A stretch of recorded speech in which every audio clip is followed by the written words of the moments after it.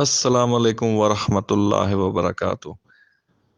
DKJ की जानिब से खुश आमदीद। इमाम बहारी रहमतुल्लाह अलैहि शरह सुनल बर बहारी में लिखते हैं कि जो किसी मुसलमान हुक्मरान के खिलाफ बगावत करे वो खारजी है। ऐसे शख्स ने मुसलमानों के इत्तेहाद को पारा पारा कर दिया और अहादीस की मुखालफत की और उसकी मौत जहालत की होगी। अपने मजमुए किताबुल फतावा में लिखते हैं कि खवारिज वो लोग हैं जिन्होंने सबसे पहले मुसलमानों को काफिर करार दिया। ये लोग अपने गुनाहों के सबब सभी को काफिर करार देते हैं और इसी तरह उसको भी काफिर करार देते हैं जो उनकी मुखालफत करे, और वो उसकी जान लेने और माल लूटने को जायज करार देते हैं। खवारिज की दो खसूसियात की बिना पर ये मुसलमान और उनके हुकाम से जुदा होते हैं। पहली, उनका सुन्नत नबवी से हट कर किसी ऐसे फेल को बुराई करार देना जो असल में बुराई ही नहीं, या किसी ऐसी चीज को अच्छाई करार देना जो असल में अच्छाई है ही नहीं। यही वो खसलत है जिसका इजहार खवारिज के जद्दो अमजद जुल्खू यसरा तमीमी ने आप सल्लल्लाहु अलैहि वसल्लम के सामने ये कहते हुए कहा कि ए मोहम्मद सल्लल्लाहु अलैहि वसल्लम, इंसाफ करो, तुमने इंसाफ नहीं किया। जिस पर हजूर सल्लल्लाहु अलैहि वसल्लम बरहम हुए और कहा कि अगर मैं ही इंसाफ नहीं करूंगा तो कौन करेगा। दूसरी